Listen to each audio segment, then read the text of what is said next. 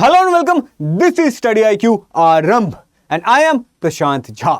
तो अगर आप कॉलेज में हैं और यूपीएससी की जर्नी को शुरू करना चाहते हैं तो आपके लिए यही वीडियो है। और इसी वीडियो में मैं आपको समझाऊंगा कि यूपीएससी के लिए हिस्ट्री क्यों इंपॉर्टेंट है, पढ़ना है, छोड़ना है, क्या करना है, यह हम इस वीडियो में देखेंगे। और साथ में हम आपको पूरी तरीके से पिछले 10 साल में जो ट्रेंड है, जो पूरी तरीके से किस टॉपिक से, एनिशिएंट हिस्ट्री से कितने क्वेश्चंस आ रहे हैं, मिडाइवल से कितने क्वेश्चन आ रहे हैं, आर्ट एंड कल्चर से कितने क्वेश्चन आ रहे हैं, मॉडर्न हिस्ट्री से कितने क्वेश्चन आ रहे हैं, कौन कौन से टॉपिक से कितने क्वेश्चन आ रहे हैं, कौन सा सेक्शन इंपॉर्टेंट है और कौन सा सेक्शन को हम ऐसे ही जाने दे सकते हैं, इस सब को हम देखेंगे। तो इसीलिए आप लोग इस चैनल को सब्सक्राइब कीजिए, क्योंकि ये चैनल आपके लिए हो सकता है आपका सेकंड होम। और इस चैनल के अलावा आपको कहीं जाने की जरूरत नहीं है, क्योंकि इस चैनल पे आपको सब कुछ मिलेगा जो आपके भैया को, जो आपके सीनियर को नहीं मिला, वो सब भी इस चैनल पे आपको मिलेगा और मैं आपको प्रोवाइड कराऊंगा। तो चलिए शुरू करते हैं इस सेशन को और देखते हैं कि why history is so important for UPSC. चलिए शुरू करते हैं। अब देखिए, सबसे पहले छोटा सा समझ लेते हैं कि ये यूपीएससी का जो जर्नी है, प्रीलिम्स क्या होता है, मेंस क्या होता है, इंटरव्यू क्या होता है, इसके बारे में ऑलरेडी हमारे फैकल्टी ने आपको बताया होगा, जिसमें प्रीलिम्स क्या होता है, मेंस क्या होता है, ये आपने जाना होगा। पर मैं आपको हिस्ट्री के कॉन्टेक्स्ट में बताएंगे कि देखिए, प्रीलिम्स में 2 पेपर होते हैं, पेपर 1, पेपर 2। पेपर 1 जीएस का होता है और पेपर 2 किसका, सीसैट का। तो पेपर 2 में मैथ्स, रीजनिंग, कॉम्प्रिहेंसिव, यही सारी चीजें आती हैं। पर जो पेपर 1 है, ये असली गेम है, जिसकी वजह से कई लोगों का प्रीलिम्स जो है वो क्लियर नहीं होता है, क्योंकि पेपर 2 में क्वालिफाइंग मार्क्स लाने होते हैं। पेपर 1 बहुत इंपॉर्टेंट है और इसमें ऑब्जेक्टिव मार्क्स के क्वेश्चन पूछे जाते हैं। 200 मार्क्स के 100 क्वेश्चन होते हैं। अब देखिए क्या सीन है। अब यहाँ पे इसमें इसका जो सिलेबस है आपके लिए मैंने डाउनलोड किया और इस पीपीटी पे सजा के लेके आया गया हूँ। कलर भी उसी हिसाब से है, जैसे जो मॉडर्न हिस्ट्री है, जो हिस्ट्री है, इसको मैंने ऑरेंज वाले थीम में रखा है, जो ज्योग्राफी है उसको हमने ब्लू में, जो इन्वायरमेंट है उसको हमने ग्रीन में, और जो पर्पल है उसको, वो है इकोनॉमी के लिए, और येलो कलर है पॉलिटी के लिए। और इस पेज को आपको चिपका लेना है आपके टेबल के सामने, ताकि आपको ध्यान रहे कि प्रीलिम्स का ये सिलेबस है। फिर देखो, मेंस का भी मैंने अलग से बनाया है, जिसको हम जो है बहुत अच्छी तरीके से एक्सप्लेन करेंगे। पहले देखते हैं प्रीलिम्स का।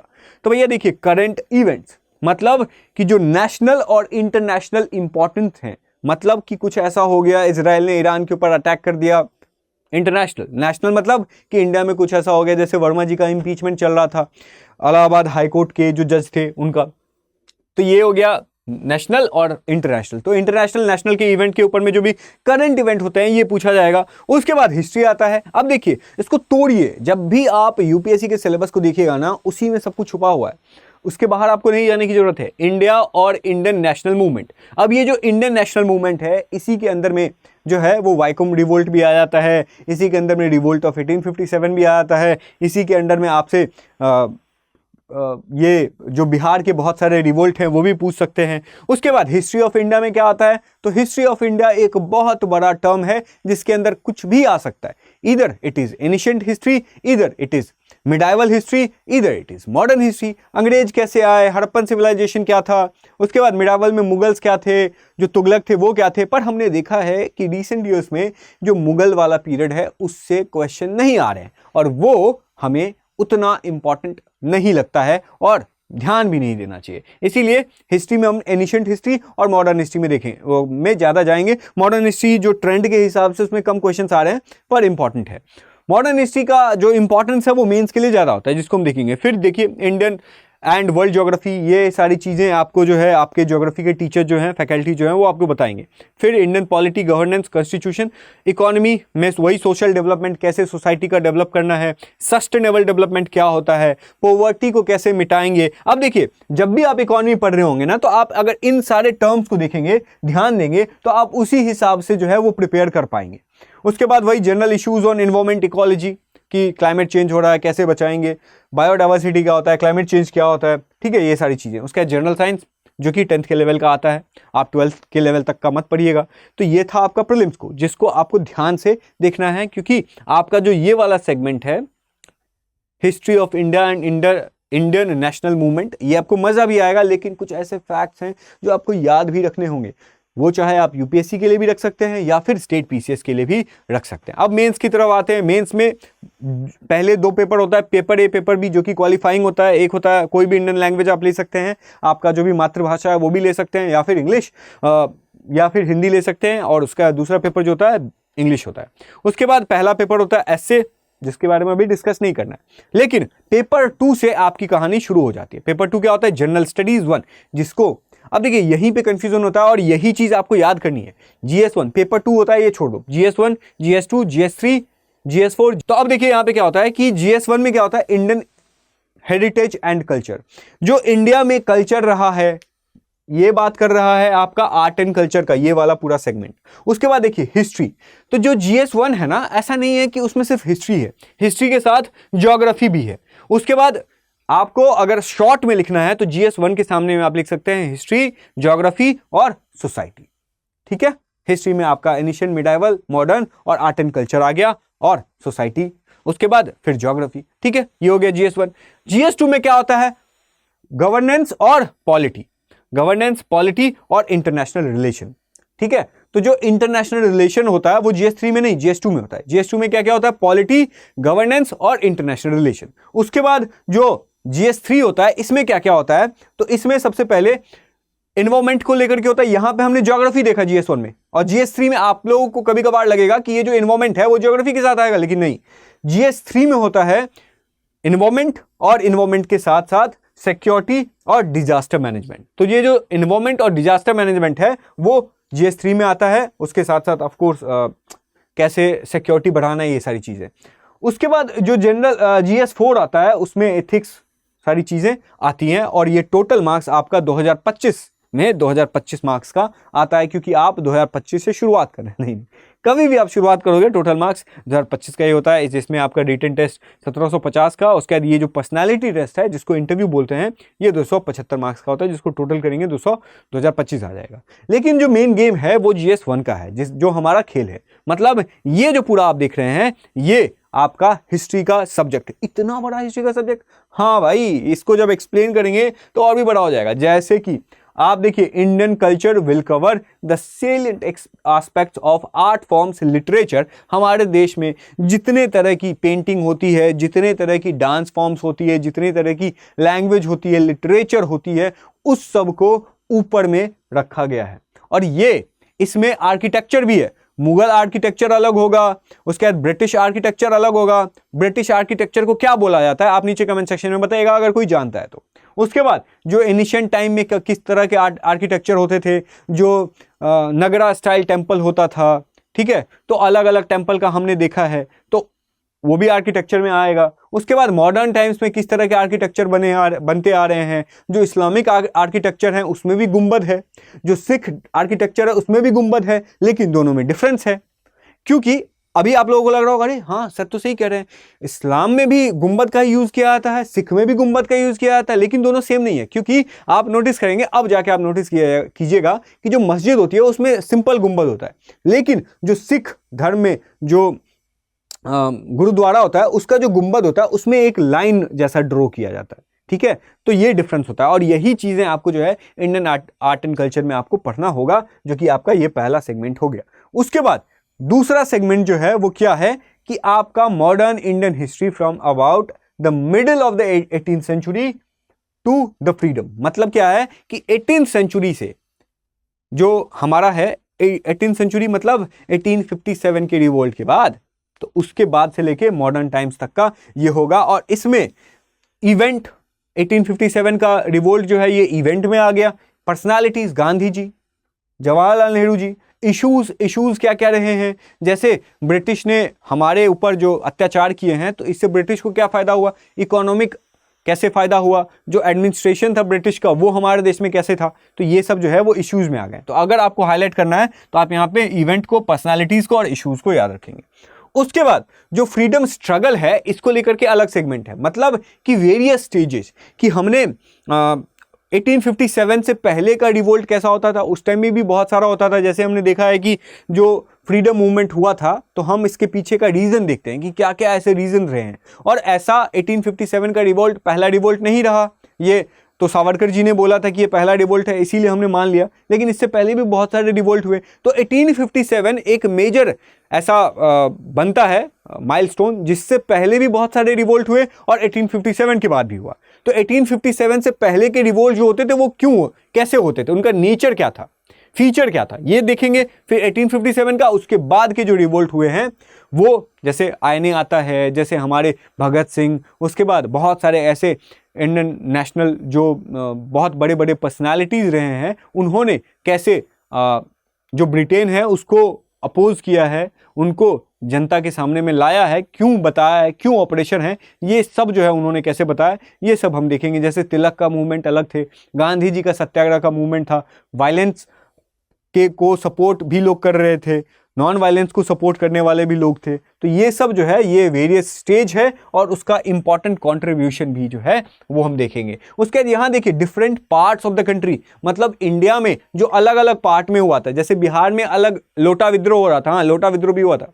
उसके बाद जो नीचे साउथ में मुपिला रेबेलियन भी होता है, बंगाल में अलग रेबेलियन होता है, उसके बाद कुका मूवमेंट होता है पंजाब में, उसके बाद नॉर्थ ईस्ट में अलग मूवमेंट होता है। तो अलग अलग टेरिटरी में इंडिया के अलग अलग पार्ट्स में अलग अलग तरीके की रिवोल्ट होती है। फिर बाद में जाके हम जब यूनाइटेड होते हैं, अलग अलग रिवोल्ट होने की वजह से ही जो है हम एक साथ ब्रिटिश को भगा नहीं पाए थे। लेकिन एक गांधी जी ही हैं जो इंडिया के अलग अलग पार्ट्स में ट्रेवल किया उन्होंने और लोगों को बताया कि देखो भैया, हम सब का जो अग्रेसर है, हम सब पे जो ऑपरेट करने वाला है वो सिर्फ एक ही है, वो कौन है, ब्रिटिश। तो अगर हम सबको ब्रिटिश को भगाना है तो साथ मिलकर लड़ना होगा, ताकि और वही लोगों को बता पाए हैं कि चाहे वो गुजरात का व्यक्ति है या फिर वो अरुणाचल प्रदेश का व्यक्ति है या फिर वो जम्मू कश्मीर का है या फिर तमिलनाडु का है, सब ने ब्रिटिश के ऑपरेशन को झेला है।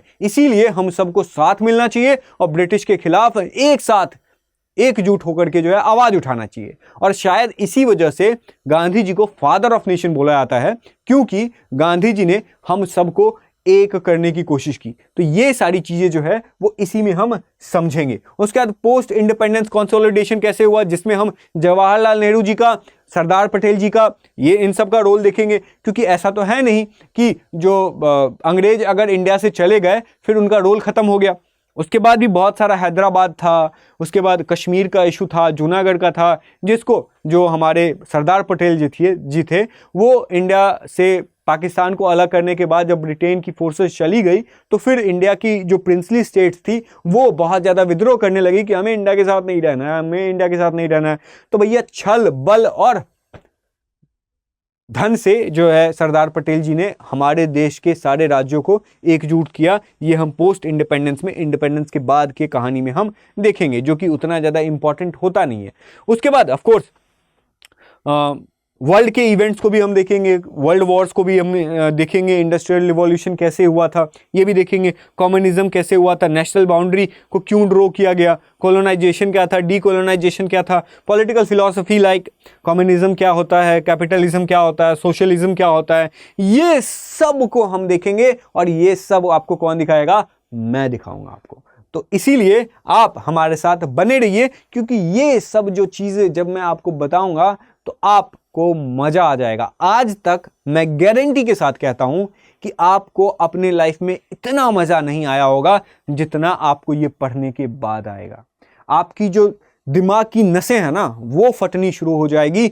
आप अब तक जो क्वेश्चन नहीं कर पा रहे थे सोसाइटी को वो करना शुरू कर देंगे। आप जो खुद को क्वेश्चन नहीं कर पा रहे थे, सिर्फ पेरेंट्स को क्वेश्चन कर पा रहे थे, आप अपने आप को क्वेश्चन करना सीखेंगे। आप अपने फ्रेंड सर्कल को क्वेश्चन करना सीखेंगे। आप रिलीजन को क्वेश्चन करना सीखेंगे। आप कल्चर को क्वेश्चन करना सीखेंगे। आप दुनिया को क्वेश्चन करना सीखेंगे। आप अपने देश की सरकार को क्वेश्चन करना सीखेंगे। और इसी वजह से जब आप क्वेश्चन करना सीख लेंगे तभी आपकी व्यक्तित्व की पहचान बढ़ेगी, सुदृढ़ होगी, और तभी आपके व्यक्तित्व में निखार आएगा।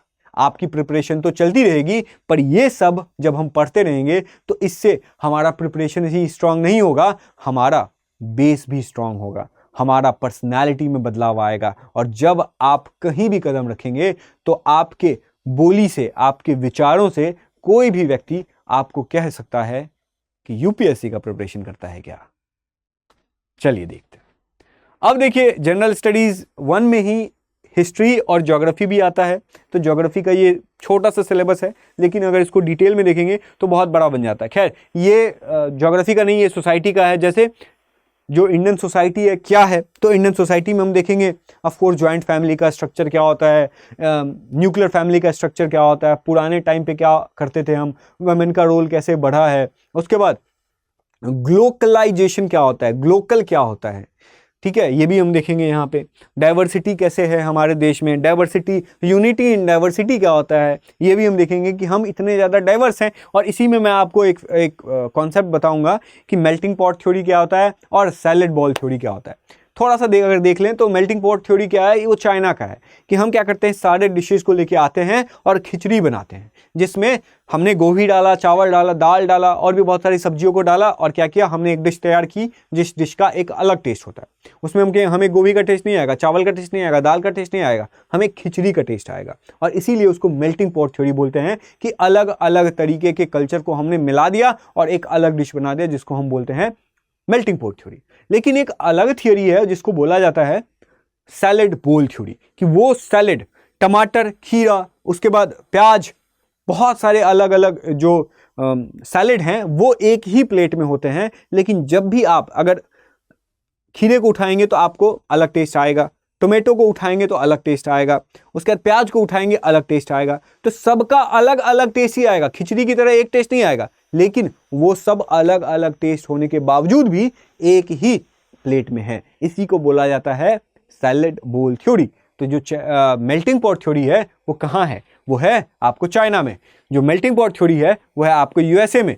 जो मेल्टिंग पॉट थ्योरी है वो है आपको यूरोप में। लेकिन जो सैलेड बॉल थ्योरी है वो है आपको इंडिया में। That is why we always say that in India there is unity in diversity. But अभी के टाइम पे यूनिटी इन डाइवर्सिटी है या नहीं है, ये तो कहने वाली बातें हैं, क्योंकि हमने अक्सर देखा है कि हम भाषा के आधार पर लड़ रहे हैं, हम धर्म के आधार पर लड़ रहे हैं, हम जात के आधार पर लड़ रहे हैं। और लड़ा कौन रहा है ये हम सब जानते हैं, लड़ा वही रहा होगा जिसको फायदा होगा। तो कौन लोग हैं आप भी सोचिएगा, बताइएगा मुझे।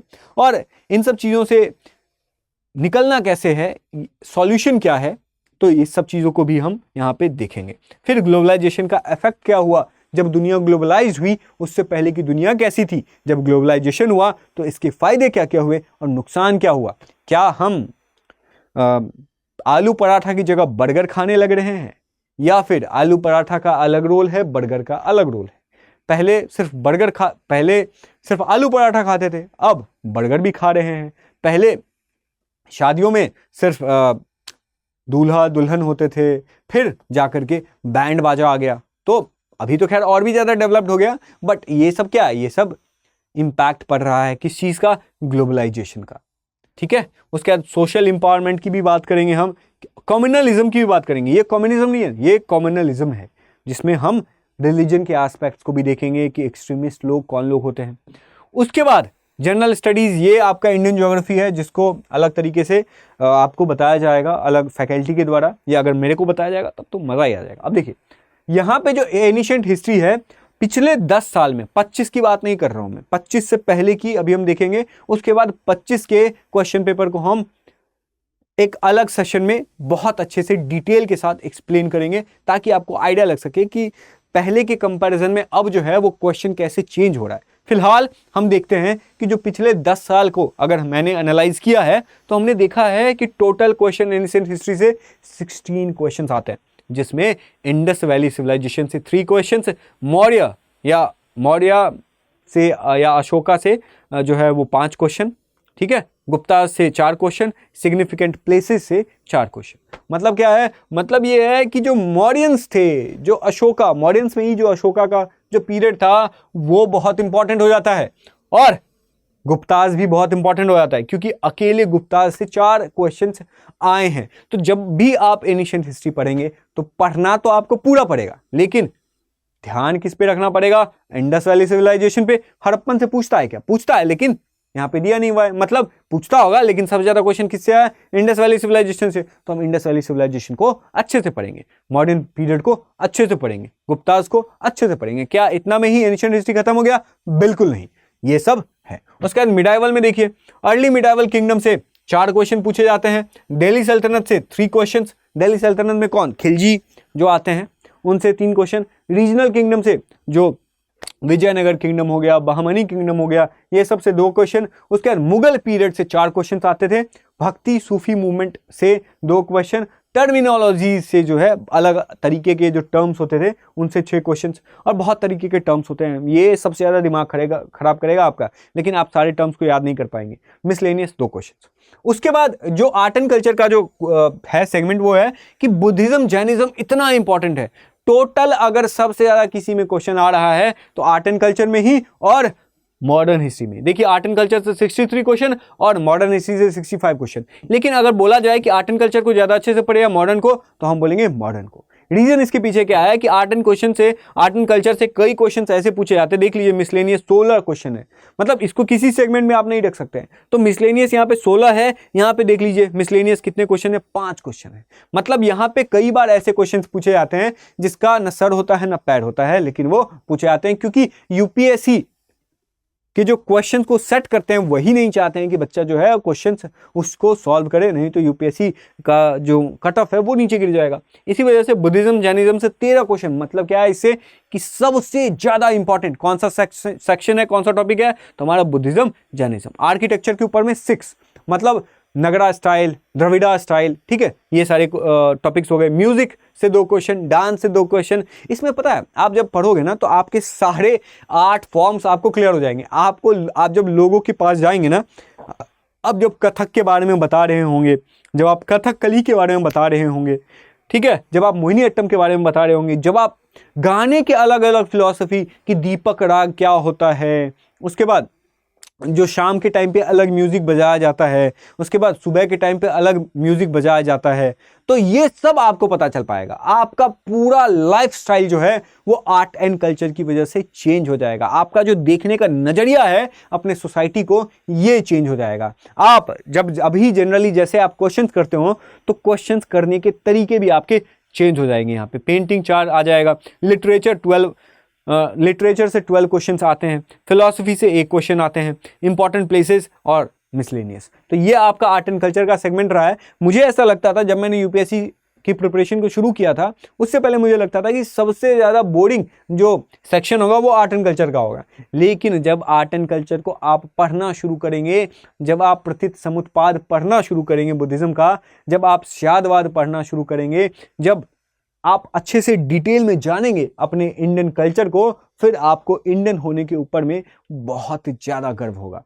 डजंट मैटर कि आपका रिलीजन क्या है, आप अपने कल्चर को, आप अपनी जो सिविलाइजेशन है उसके ऊपर हमेशा आपको गर्व होगा और आपके पास आंसर्स आएंगे अपने क्वेश्चंस के, जो आप हमेशा इस प्रिपरेशन के दौरान करते रहेंगे। उसके बाद मॉडर्न हिस्ट्री में आता है कि economic impact of British policies, जैसे कि हमारे देश में कौन से व्यक्ति थे जिन्होंने कहा था कि भैया ये जो ब्रिटेन है ना वो एक स्पंज की तरह है, कि वो गंगा जी में स्पंज डाला, गंगा जी के पानी को सोख लिया और ब्रिटेन के जो थेम्स हैं वहां पे वो उसको निचोड़ दिया। मतलब गंगा जी के पानी को निचोड़ करके अपने देश में उन्होंने पानी को निकाल दिया। मतलब क्या है, ये सच में ऐसा नहीं है, ये मेटाफॉर है। मतलब ये है कि इंडिया के जितने भी रिसोर्सेज थे ब्रिटेन ने उसको चूस लिया और अपने देश को समृद्ध किया। तो ये ब्रिटेन की, इसकी वजह से हमारे देश में इकोनॉमिक इंपैक्ट क्या आया, हम जो ब्रिटेन के आने से पहले हमारे देश में दुनिया का 1/4 धन था, लेकिन जब ब्रिटेन यहां से गई तो हम दुनिया के सबसे गरीब देशों में से एक बन गए। तो वो क्यों हुआ ऐसा, ये हम यहाँ पे देखेंगे। ब्रिटिश एक्ट एंड पॉलिसी, आपने चार्टर एक्ट्स के बारे में पढ़ा होगा, रेगुलेटिंग एक्ट के बारे में पढ़ा होगा, गवर्नमेंट ऑफ इंडिया एक्ट के बारे में पढ़ा होगा। क्या क्या है, इतना क्या क्या हुआ था, ये सब हम देखेंगे। और इसके बाद देखिए ये जो इकोनॉमिक इंपैक्ट से 6 क्वेश्चन आया, 15 question British acts and policy से आया। तो हम क्या देखते हैं कि सबसे ज़्यादा इंपॉर्टेंट क्या है, सबसे ज़्यादा इंपॉर्टेंट है ये सेगमेंट, और इसीलिए हम इसको बहुत अच्छे से पढ़ेंगे।